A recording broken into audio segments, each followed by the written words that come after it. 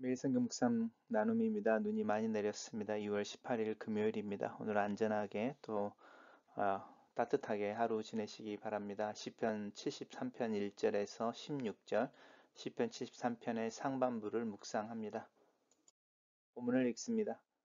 하나님이 참으로 이스라엘 중 마음이 청결한 자에게 선을 행하시나 나는 거의 넘어질 뻔하였고 나의 걸음이 미끄러질 뻔하였으니 이는 내가 악인의 형통함을 보고 오만한 자를 질투하였음이로다.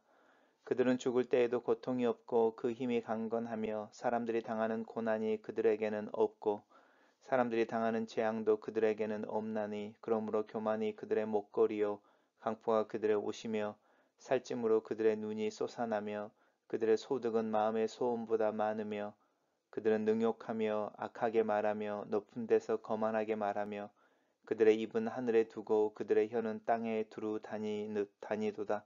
그러므로 그의 백성이 이리로 돌아와서 잔에 가득한 물을 다 마시며 말하기를 하나님이 어찌하랴 지존자에게 지식이 있으랴 하는도다. 볼지어다 이들은 악인들이라도 항상 평안하고 재물은 더욱 불어나도다. 내가 내 마음을 깨끗하게 하며 내 손을 씻어 무죄하다 한 것이 실로 헛되도다. 나는 종일 재난을 당하며 아침마다 징벌을 받았도다. 내가 만일 스스로 이르기를 내가 그들처럼 말하리라 하였더라면 나는 주의 아들들의 세대에 대하여 악행을 행하였으리라. 내가 어쩌면 이를 알까 하여 생각한즉 그것이 내게 심한 고통이 되었더니 오늘의 본문은 세 개의 단락으로 나눠져 있습니다. 첫 번째 단락입니다. 시인이 이제 이야기하는 부분인데요. 하나님이 참으로 이스라엘 중에 마음이 정결한 자에게 선을 행하신다라고 말하는데 이것이 이제 시인이 가지고 있는 기본적인 신뢰인 거죠. 하나님은 마음이 정결한 자에게 선을 행하신다. 그런데 이제 아니면 그러나라고 하는 부분이죠. 그렇지만 이 시인의 현실에서 시인이 목도하는 어떤 현실의 모습은 그렇지 않다는 것이죠. 내가 거의 넘어질 뻔하였고 걸음이 미끄러질 뻔하였다. 거의니까요. 이제 실족할 뻔했다. 이렇게 이야기하는 것입니다. 그 이유가 있는데 그것은 악인의 형통함을 보고 오만한 자를 질투하였기 때문이다. 이렇게 말합니다. 단락을 요약해 보겠습니다. 시인은 악인의 형통함을 보고 오만한 자를 질투하여 거의 넘어지고 실족할 뻔했다고 노래한다. 이렇게 정리했습니다.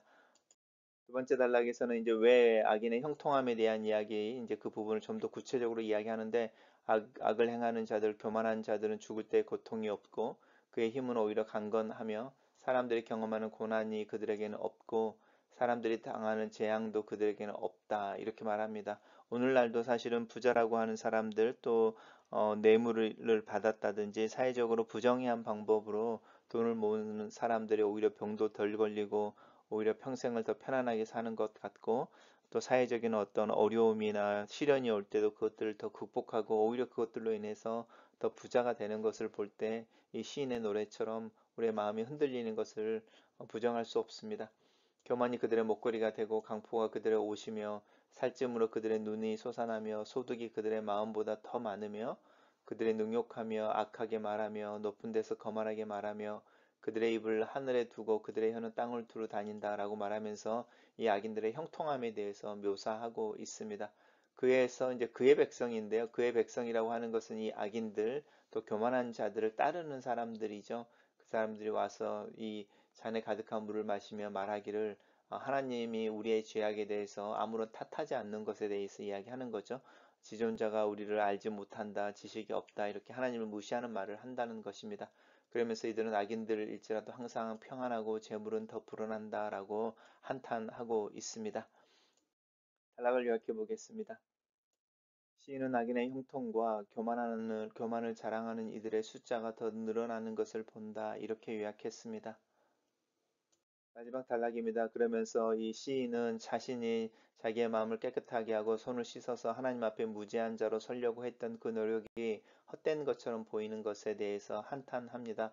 오히려 내가 경건한 삶을 살려고 하는 중에 재앙을 당하며 이제 징벌을 받았다 이러면서 자신의 고통과 고난에 대한 이야기를 하고 있죠. 그러면서 이제 자신은 그렇게 악을 행하는 자들이나 교만한 자들과 다르게 말을 했다는 것이죠. 내가 만약에 그 악을 행하는 자들과 같이 말을 했다면 주의 아들들의 세대에 대하여 악행을 행하였으리라. 이렇게 이야기하면서 자신의 경건함에 대해서 주장합니다. 그리고 이제 이 악이 흥왕하고 악인들이 오히려 하나님을 무시하는데 오히려 더 잘 사는 것들을 보면서 그 이유가 무엇인지를 이제 알려고 이해하려고 고민하는데 그 고민이 심한 고통이 되었다. 이렇게 노래하고 있습니다. 단락을 요약해 보겠습니다. 시인은 자신의 마음과 손을 청결하게 하는 것으로 인해 고난을 받고 마음의 심한 고통을 경험한다. 이렇게 요약했습니다. 첫 번째 묵상 나눔입니다. 악인들의 형통하는 것을 본다. 오만하고 교만하여 주위 사람들 위해 군림하는 자들이 오히려 영광을 얻고 존경을 얻는 것을 본다. 이 사회나 삶에서 경험되는 이 악의 존재에 직면한다. 들려오는 이런 저런 뉴스들 때문에 회의에 빠질 때가 있다. 하지만 하나님께서는 마음이 정결한 자에게 선을 행하시는 분이심을 애써 믿는다. 악은 결국에 소멸되며 교만한 자는 낮아질 때가 있는 것을 믿는다. 두 번째 묵상 나눔입니다. 악인의 형통함을 넘어서 교만과 폭력을 본다. 악은 욕심과 헛된 상상으로 자신의 욕구를 채운다. 사람을 비웃고 폭력을 통해 타인을 자신들 발 아래 둔다. 하나님을 대적하며 죄를 범한다. 죄악은 악을 행하는 자를 하나님에게서 더 멀어지게 한다. 때로는 그들의 모습을 보면서 하나님 앞에 질문을 던지게 되는 아침이다. 세 번째 묵상 나눔입니다. 사회의 악인들이 형통하고 잘 사는 것을 볼 때면 내 신앙과 하나님 앞에서 조금이라도 더 나은 삶을 살기 위해 애쓰는 이들과 내 모습을 다시 보게 된다. 나는 왜 작은 것에 찜찜해하고 머뭇거리는 것일까? 눈을 꽉 감고 죄를 범하고 싶은 마음이 들 때도 있다.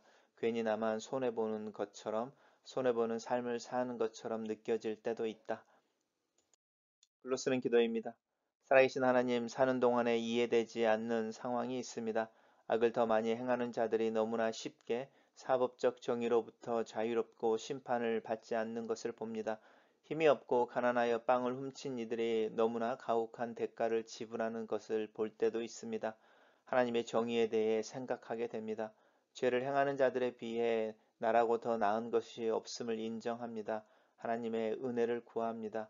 악의 범람에도 흔들리지 않는 신앙을 위해서 기도합니다. 하나님 앞에서 겸손하고 또 정직한 삶을 타협 없이 살 수 있는 믿음의 용기를 위해서 기도합니다. 예수님 이름으로 기도합니다. 아멘.